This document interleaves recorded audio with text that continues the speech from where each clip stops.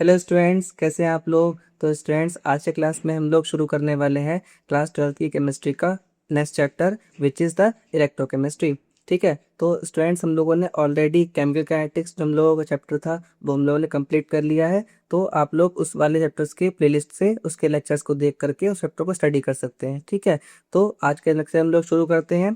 तो सबसे पहले हम लोग जान लेते हैं जो हम लोगों के चैप्टर का नेम है इलेक्ट्रोकेमिस्ट्री। आखिर ये है क्या, है ना। इसके पहले हम लोग एक छोटा सा बेसिक सा एक ओवरव्यू लेते हैं, फिर हम लोग आगे हम लोग बढ़ेंगे। वैसे भी आज का जो क्योंकि हम लोग का इस चैप्टर का फर्स्ट लेक्चर है तो ये बहुत ही इंट्रोडक्टरी लेक्चर होने वाला है। ठीक है, अब देखिए यहाँ पर लिखा हुआ है इलेक्ट्रोकेमिस्ट्री। तो अगर आप लोग यहाँ पर सिंपल सा इंटरप्रिटेशन करेंगे यहाँ पर, तो यहाँ पर क्या लिखा है, इलेक्ट्रो।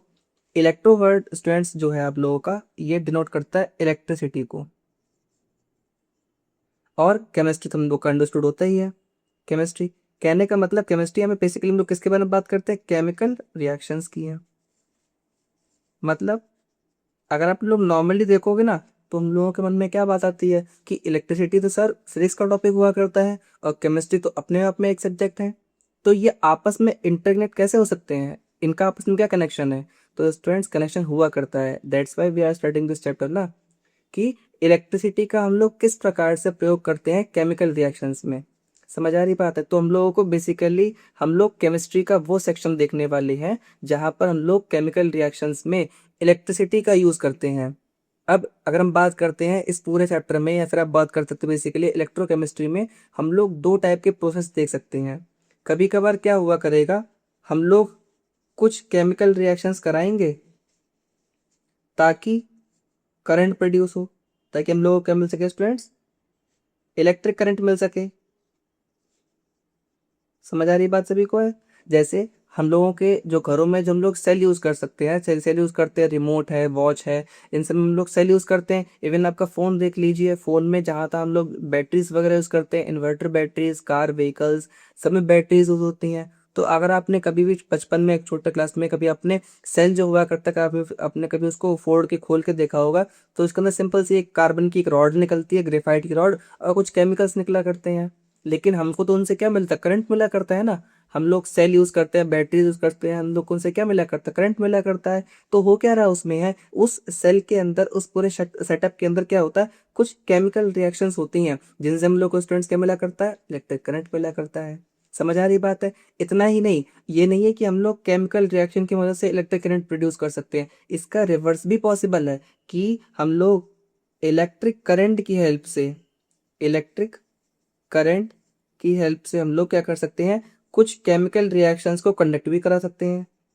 जैसे अगर आप लोगों को याद हो, आप लोगों ने क्लास 10th में एक प्रोसेस पढ़ा होगा, क्लोर अल्कली प्रोसेस, है ना, जिसमें हम लोग क्या किया करते थे, NaCl लिया करते थे, NaCl का सोल्यूशन जिसको हम लोग क्या बोला करते थे, ब्राइन।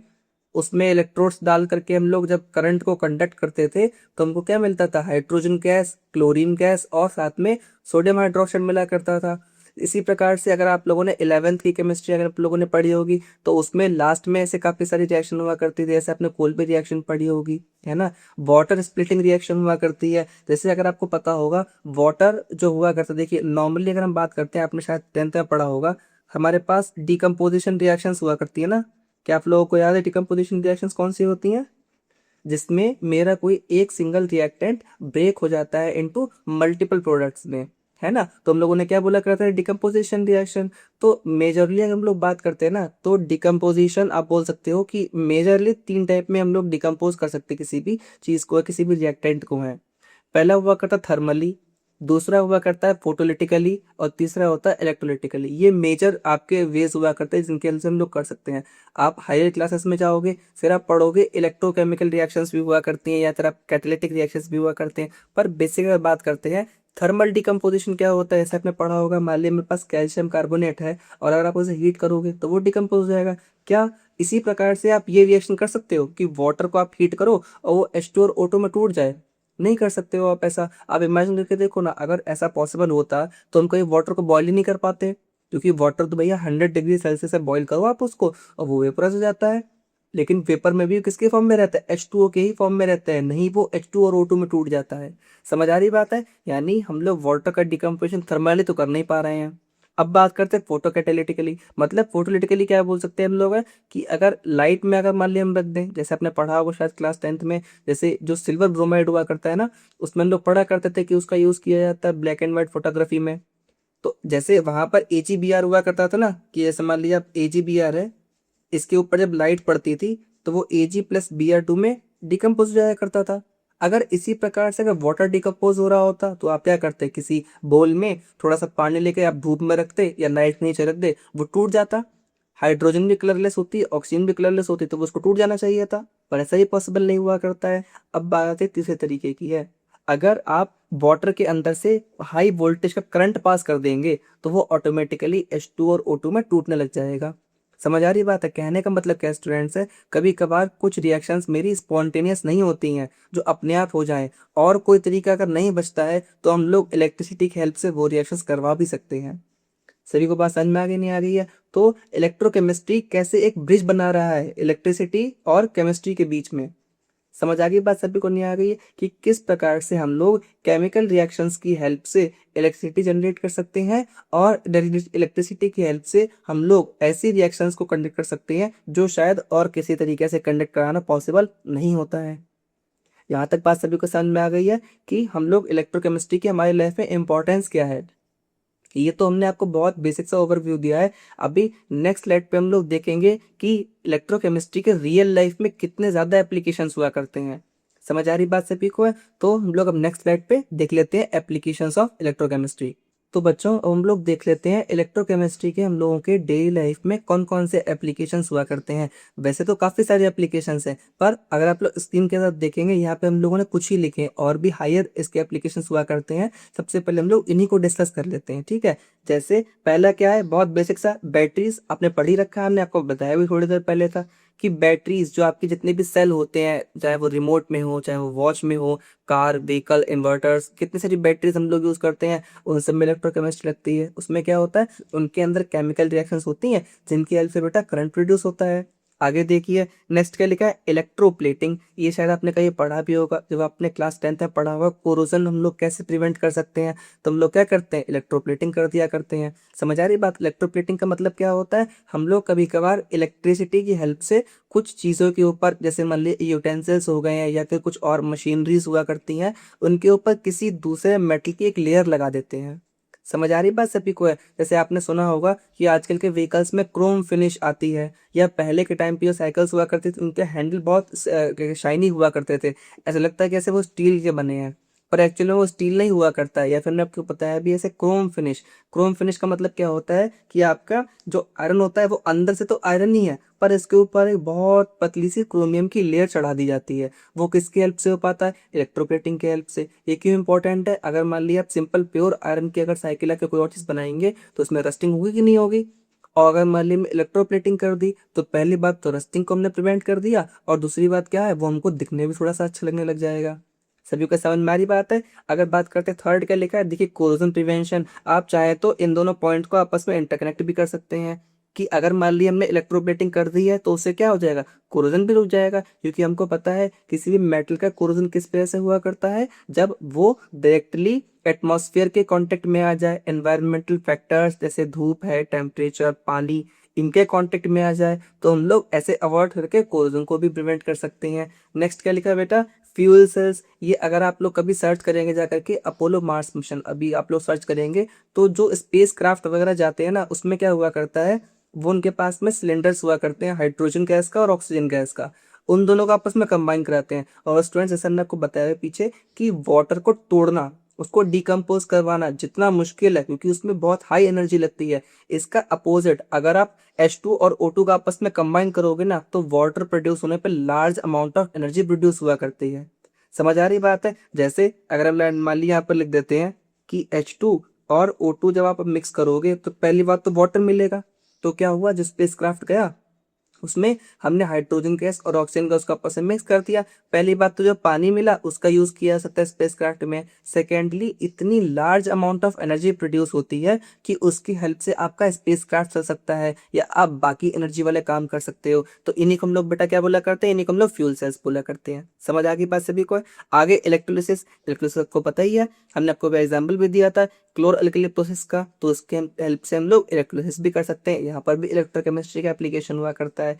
फिर सेंसर्स वगैरह हुआ करते हैं, जैसे आप अगर आगे जाओगे तो कभी पढ़ो जाके इसके बारे में, ऐसे पीएच डिटेक्ट करना हुआ करता है, या फिर काफ़ी सारे और भी केमिकल्स को डिटेक्ट करने के लिए हम लोग इलेक्ट्रोकेमिस्ट्री का यूज़ कर सकते हैं। आगे जाओगे तो आपको पता चलेगा कि जैसे जितनी भी आपकी काफ़ी सारी डिजीज़ हुआ करती हैं उनको हम लोग इलेक्ट्रोकेमिस्ट्री की हेल्प से हम लोग डिटेक्ट कर सकते हैं। ठीक है, आगे देखिए केमिकल सिंथेसिस, ये तो ऑब्वियस सी बात है क्योंकि हम लोग केमिस्ट्री पढ़ रहे हैं, तो हम लोग केमिस्ट्री में इलेक्ट्रिसिटी का प्रयोग करके काफ़ी सारे नए नए प्रोडक्ट्स को हम लोग फॉर्म कर सकते हैं। जैसे हमने आपको एग्जांपल के तौर पर बताया भी कि आपकी कोल बेस रिएक्शन हुआ करती है, कोल बेस डीकार्बोक्सिलेशन, तो ऐसी और भी काफ़ी सारी स्टूडेंट्स रिएक्शंस हुआ करती हैं जो आप इलेक्ट्रोकेमिस्ट्री या फिर इलेक्ट्रिसिटी की हेल्प से कंडक्ट कर सकते हो। नेक्स्ट देखिए वेस्ट वाटर ट्रीटमेंट, मतलब क्या है कि इलेक्ट्रोकेमिस्ट्री की हेल्प से आप लोग वाटर को प्योरीफाई भी कर सकते हो। इसके बारे में आप चाहो तो और रिसर्च करके इसके बारे में और भी देख सकते हैं। आगे देखिए सुपर कैपेसिटर्स, सुपर कैपेसिटर्स क्या होता है, अगर आपको कैपेसिटर पता हो तो कैपेसिटर बेटा क्या हुआ करता है, जैसे आपने फैन देखा होगा तो फैन में लोग बोलते हैं ना कैपेसिटर लगा हुआ करता है,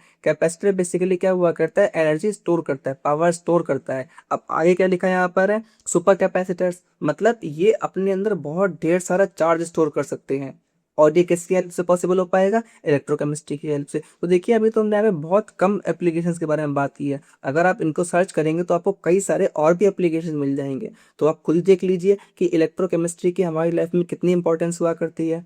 समझ आ रही बात है, तो ये तो हमने एक आपको ओवरव्यू दिया कि इलेक्ट्रोकेमिस्ट्री पढ़ना हमारे लिए ज़रूरी क्यों है आखिर। समझ आ रही बात है, और बेटा इस चैप्टर से आपको अच्छे खासे क्वेश्चंस मिलेंगे, न्यूमेरिकल्स भी मिलेंगे, और एक कॉम्पिटिटिव पॉइंट ऑफ व्यू से या आप कभी हायर स्टडीज में जाओगे तो रिसर्च पॉइंट ऑफ व्यू से भी ये चैप्टर काफ़ी इंपॉर्टेंट हो जाता है। समझ आ गई बात सभी को है? चलिए हम लोग आगे बढ़ते हैं और हम लोग अपना मेन चैप्टर पढ़ना शुरू करते हैं नेक्स्ट स्लाइड से। तो बच्चों जैसा कि आप लोग अब देख पा रहे होंगे हमारी हेडिंग क्या है, टाइप ऑफ इलेक्ट्रोकेमिकल सेल्स। अब हमने ऐसे बताया सेल आपका, जो हम लोग बैटरी वगैरह बात करते हैं, तो बेसिकली बेटा इलेक्ट्रोकेमिस्ट्री के अंतर्गत हम लोग दो टाइप के सेटअप, आप सेल को भी सिंपल सिस्टम समझ लो या सेटअप समझ लो, हम लोग इलेक्ट्रोकेमिस्ट्री में दो टाइप के सिस्टम्स के बारे में पढ़ते हैं। पहला कौन सा कहलाता है, गैल्वेनिक सेल, और दूसरा कहलाता है कौन सा, इलेक्ट्रोलाइटिक सेल। समझ आ गई बात है। अब दोनों को हम लोग डिफरेंशिएट करते हैं, ये बहुत ब्रॉड क्लासिफिकेशन है, और इलेक्ट्रोकेमिस्ट्री में दोनों की ब्रांचिंग अलग अलग है और दोनों के बारे में स्टडी भी अलग तरीके से किया जाता है, और दोनों इंपॉर्टेंट है। सबसे पहले हम लोग देखते हैं आकर गैल्वेनिक सेल क्या हुआ करती है। गैल्वेनिक सेल को बेटा हम लोग वोल्टाइक सेल भी बोला करते हैं। क्या लिखा है, सबसे पहली बात क्या है, converts chemical energy to electrical energy through a spontaneous redox reaction. आप लोगों ने 11th में पढ़ा होगा रेडॉक्स रिएक्शन बेटा क्या होते हैं, ऐसी रिएक्शन जिसमें रिडक्शन और ऑक्सीडेशन एक साथ हो रहे हों। स्पॉन्टेनियस माने क्या होता है, ऐसे रिएक्शन जो ऑटोमेटिकली हो जाए, जिसमें हमें कुछ ना करवाना पड़े। तो होता क्या है, जैसे हमने आपको एग्जांपल भी दिया था, जितनी भी आपकी नॉर्मल लाइफ में आप लोग जो बैटरीज यूज करते हैं, चाहे वो फोन की हो जाए चाहे वो और कहीं की बैटरी हो जाए, तो उसमें क्या हुआ करता है, केमिकल रिएक्शंस होती हैं। वो केमिकल रिएक्शन हमें करवानी तो नहीं पड़ती है ना, हमने क्या किया, कंपनी ने फैक्ट्री ने सेल बनाया, उसमें केमिकल भर दिया बस, तो केमिकल रिएक्शन तो ऑटोमेटिकली होती है ना, और हमें करंट मिल जाता है। समझ आ रही बात सभी को है? तो ऐसी सेल्स या फिर ऐसे सिस्टम्स जिसमें केमिकल रिएक्शन हो और हमको करंट मिल जाए, तो ऐसे सेटअप को हम लोग क्या बोलेंगे, गैल्वेनिक सेल बोलेंगे। सभी को बात समझ में आ गई है? तो इसका आप देखिए बेसिक सेटअप यहाँ पर दिखाया गया, ये एग्जाम्पल है, इसके बारे में हम लोग नेक्स्ट स्लाइड पर डिटेल में पढ़ने वाले हैं। तो ये इसका बेसिक सा सेटअप हुआ करता है। समझ आ रही बात है? अब अगर आप लोग यहाँ पे डिफरेंशिएट करने की कोशिश करेंगे, देखिए सब कुछ यहाँ पे ऑलमोस्ट सेम होने वाला है, पर यहाँ पर एक ये चीज एक्स्ट्रा हुआ करती है जो कि यहाँ पे ऐड हो जाती है, which is what, salt bridge. इसके बारे में हम लोग नेक्स्ट स्लाइड पे डिस्कस करने वाले हैं। ठीक है, अब अगर बात करते हैं यहाँ पर दूसरे वाले पार्ट के बारे में, क्या लिखा हुआ है यहाँ पर है, uses electrical energy to drive a non spontaneous reaction. अभी हमने पिछले वाले स्लाइड पे आपको बताया भी था कि केमिस्ट्री में से काफी सारी केमिकल रिएक्शंस हुआ करते हैं स्टूडेंट्स, जो अपने आप नहीं होती हैं या फिर जिनको कराने के लिए हमको कुछ एक्सटर्नल एजेंट की रिक्वायरमेंट हुआ करती है, तो वो रिएक्शंस हम लोग इलेक्ट्रिसिटी की हेल्प से करा सकते हैं, जो कि नॉन स्पॉन्टेनियस रिएक्शंस है। जैसे हमने आपको बताया आपका क्लोर अल्कली प्रोसेस हुआ करता है। समझ आ रही बात सभी को है? तो ये इस टाइप से है। ठीक, अगर हम बात करते हैं दोनों के डिफरेंसेस के बारे में, तो देखिए यहाँ पे डिफरेंसेस लिखे हुए हैं। सबसे पहली बात तो क्या है, हम पहले वाले क्या बोल सकते हैं कि केमिकल रिएक्शंस से इलेक्ट्रिसिटी प्रोड्यूस हो रही है, यानी गैल्वेनिक सेल में बेटा केमिकल एनर्जी आपकी इलेक्ट्रिकल एनर्जी में कन्वर्ट होती है। वहीं इन्वर्सली कन्वर्स इसका क्या हो जाएगा कि इलेक्ट्रिकल एनर्जी से हम लोग केमिकल एनर्जी प्रोड्यूस कर सकते हैं इन व्हाट, इलेक्ट्रोलाइटिक सेल। समझ आ गई बात है। नेक्स्ट क्या लिखा है यहाँ पर, स्पॉन्टेनिटी। हमने बताया भी आपको, गैल्वेनिक सेल में क्या होता है बेटा, करंट हमको मिल रहा होता है तो उसमें सारी रिएक्शंस अपने आप होती हैं, स्पॉन्टेनियस होती हैं। वहीं इलेक्ट्रोलाइटिक सेल्स में क्या हुआ करता है, नॉन स्पॉन्टेनियस, तभी तो हमको करंट पास करा के उन्हें कराना पड़ जाता है। आगे देखिए पोलैरिटी। अब ये हम टॉपिक आपको डिटेल में बाद में पढ़ाएंगे कि आप अगर अभी देख पा रहे होंगे तो आपको लगेगा कि अच्छा इसमें उल्टा हुआ करता है कि गैल्वेनिक में एनोड नेगेटिव होता है और इलेक्ट्रोलाइटिक में एनोड पॉजिटिव हुआ करता है। अब यहाँ पे बात समझने वाली यहाँ पर क्या आ जाती है, इसको हम लोग नेक्स्ट पेज पे आपको बताएंगे कि गैल्वेनिक सेल में एनोड उल्टा क्यों हुआ करता है। समझ आ रही बात सभी को है। आगे देखिए क्या लिखा है यहाँ पर, इलेक्ट्रॉन फ्लो। इसमें क्या है, गैल्वेनिक सेल में क्या हुआ करता है, इलेक्ट्रॉन्स का फ्लो एनोड से कैथोड हुआ करता है। और इलेक्ट्रोलाइटिक सेल में क्या हुआ करता है कि आपकी जो जिस तरीके से आप जिस जो पोलैरिटी रखेंगे उस हिसाब से इसमें करंट फ्लो हुआ करेगा। लेकिन मेजरली हम लोग को इसका याद रखना है कि आपके गैल्वेनिक सेल में करंट का flow from anode to cathode हुआ करता है। समझ आ गई बात सभी को है। तो हम लोग जो इतनी देर से गैल्वेनिक सेल के बारे में देख रहे थे, इसी पिक्चर को थोड़ा सा बड़ा करके हम लोग आगे वाले साइड पे देख लेते हैं।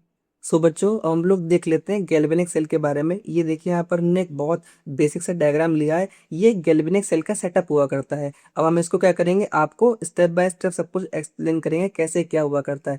पहले हम लोग बात कर लेते हैं कि आपका इसका कंस्ट्रक्शन किस प्रकार से हुआ, कि गैल्वेनिक सेल को बनाया किस प्रकार से जाता है। तो कुछ मुश्किल सेटअप नहीं है इसका। क्या किया गया बेटा, यहाँ पर देखिए बेसिकली देखिए ये पहला बीकर है, इसमें क्या किया गया है, एक बीकर में जिंक सल्फेट का सोल्यूशन ले लिया गया और उसमें जिंक की रॉड को डिप कर दिया गया। मतलब जिस मेटल की हम लोग रॉड को डिप करेंगे उसी को उसका सोल्यूशन, मतलब उसी के सॉल्ट का सोल्यूशन होना चाहिए बेसिकली। समझ आ गई बात है। अगले वाले में क्या किया हम लोगों ने, कॉपर का सॉल्ट ले लिया, उसमें कॉपर की रॉड को डिप कर दिया बस। अब देखिए एक्सटर्नली हम लोग इसे कनेक्ट, एक्सटर्नली मतलब जो सोल्यूशंस के बाहर बाहर कनेक्शन जो हुआ करता है वो हम लोग कर रहे हैं किसके थ्रू। अब यहाँ पर देखिए दिखाने को तो बल्ब लगा दिया गया है, अगर आप चाहें तो इसकी जगह पे कोई गैल्वेनोमीटर जो हुआ करता है वो भी लगा सकते हैं। मतलब कहने का ये हम लोग ये डिटेक्ट कर रहे हैं कि सच में करंट का फ्लो हो रहा है कि नहीं हो रहा है ना। आपको पता है गैल्वेनोमीटर क्या करता है, अगर करंट का फ्लो होगा तो उसकी जो निडल होगी फ्लक्चुएट करेगी, मूव करेगी। यहाँ पर बल्ब लगाया गया है क्यों, ताकि अगर मान लिया बल्ब ग्लो करेगा इसका मतलब करंट फ्लो हो रहा होगा। समझ आ रही बात में। तो मतलब यहाँ पर क्या है, ये आपका एक्सटर्नल कनेक्शन सिंपल वायर के थ्रू हो गया। अब देखिए अंदर का कनेक्शन जो है, इंटरनल कनेक्शन जो है वो इसके थ्रू हुआ करता है, which is called what, salt bridge. इसके बारे में हम लोग डिटेल में पढ़ने वाले हैं। पहले अभी हम लोग समझ लेते हैं कि इलेक्ट्रॉन्स का फ्लो यहाँ पर किस प्रकार से हुआ करता है। तो बच्चों देखिए आप लोगों को यहाँ पर एक चीज याद रखनी, एक वर्ड याद रखना है जिससे आपको शुरुआत करनी। सबसे पहली बात यहाँ पर क्या लिखी हुई है, लोन। अबे लोन क्या चीज हुआ करती है सर, लोन आपको ऐसे रखना है, एलो मीन्स लॉस, किसका लॉस, किसका, इलेक्ट्रॉन्स का, loss of electrons at what, anode. ये आपको हमेशा ध्यान रखना है कि एनोड पे हमेशा क्या हुआ करता है, लॉस ऑफ इलेक्ट्रॉन्स। और आप में से कौन बताएगा कि लॉस ऑफ इलेक्ट्रॉन्स माने ऑक्सीडेशन या reduction, oxidation. Loss of electrons माने क्या हुआ करता है, ऑक्सीडेशन। समझ रहे हैं आप, यानी आप ध्यान रखेंगे कि एनोड जो होता है बेटा उस पे हमेशा क्या हुआ करेगा, ऑक्सीडेशन। Clear for everyone. अब देखिए करना क्या हम लोग को, यहीं से शुरुआत करना है, आप किसी बैंड से शुरुआत कर सकते हैं। अब देखिए क्या करेंगे हम लोग, यहाँ पर देखिए सबसे पहले क्या हुआ करेगा आपका, ये जिंक जो है ना, जिंक की रॉड के बारे में बात कर रहे हैं, यहाँ से हम लोग शुरुआत कर रहे हैं इससे, ठीक है।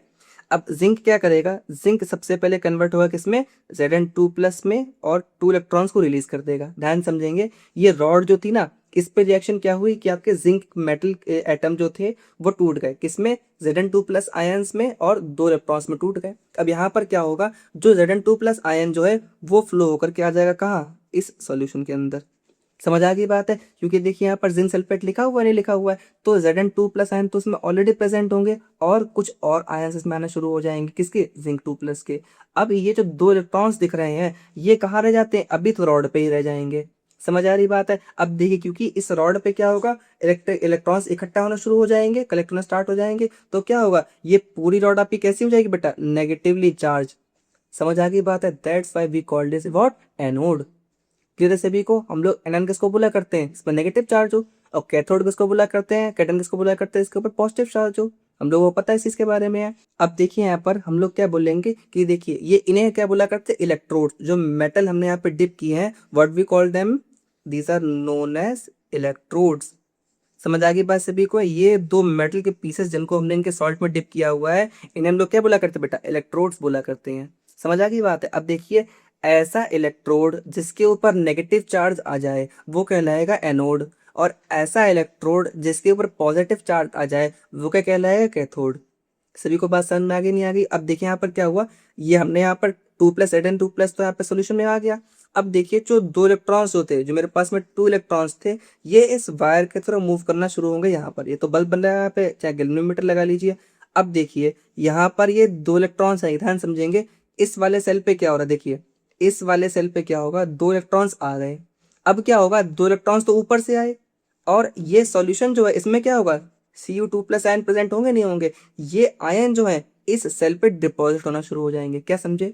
रॉड है मेरे पास में, लेट्स से आप इमेजिन कीजिए रॉड है, जो 2 इलेक्ट्रॉन्स थे वो तो ऊपर से आए इसके ऊपर, और Cu2+ आयन कहाँ से आएंगे, सोल्यूशन से, कॉपर सल्फेट के सोल्यूशन से। अब देखिए यहाँ पर क्या होगा, आपका Cu2+ आयन मेरे पास यहाँ से पहुंचा सॉल्यूशन से रॉड के ऊपर, और 2 इलेक्ट्रॉन्स बेटा कहाँ से आ गए, एक्सटर्नल सर्किट से। ये आपस में मिक्स करके क्या कर देंगे, इसको न्यूट्रलाइज कर देंगे।